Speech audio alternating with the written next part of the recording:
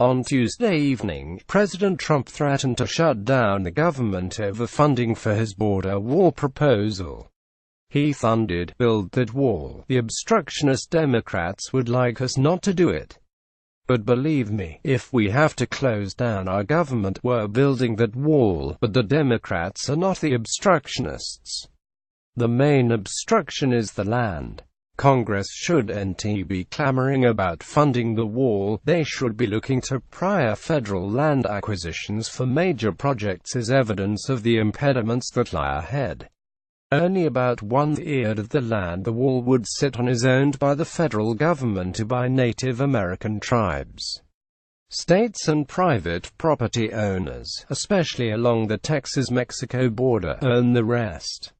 Trump would have to engineer a monumental settlement with thousands of landowners who control thousands of acres of land along the border.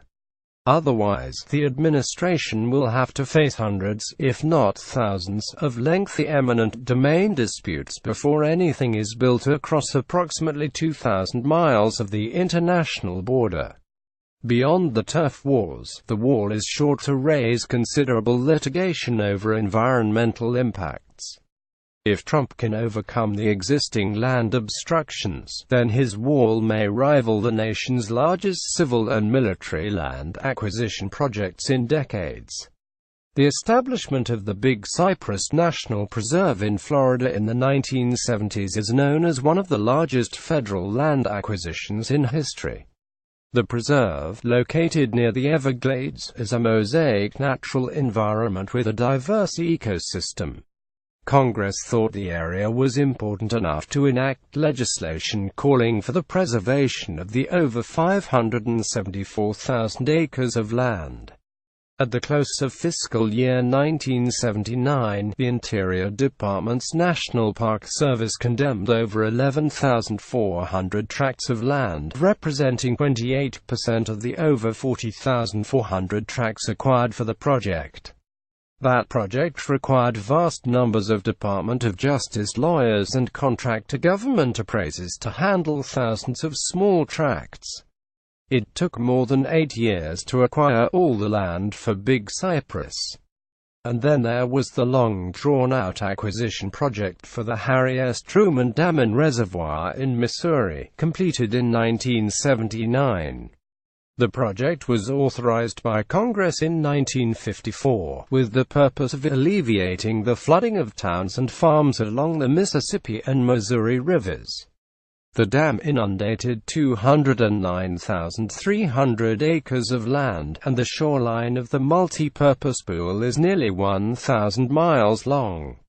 It took 15 years for the Army Corps of Engineers to acquire all the land. Delays were due to funding limitations between fiscal years 1967 to 1971 and litigation over environmental and eminent domain challenges. Ultimately, a whopping 20% of the tracts necessary for the project were acquired by lengthy condemnation proceedings. As for national security and military projects, the United States Navy's Chocolate Mountain Aerial Gunnery Range in California is another large federal acquisition project. The gunnery range was established during World War II.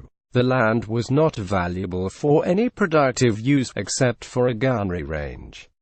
The project took years, and by the end of 1979, the Navy had filed 1,377 condemnation cases to acquire the land necessary for a massive gunnery field. The construction of an international border wall will be no exception. As noted, native tribes, private property owners and state and local governments own a significant chunk of the land along the border. Texas is perhaps the most daunting obstacle for the Trump administration thanks to President Theodore Roosevelt, who signed the Roosevelt Reservation in 1907. The reservation designated a public reservation of all public lands within 60 feet of the U.S.-Mexico border in California, New Mexico and Arizona. Texas, however, retained title to all its public lands within the state.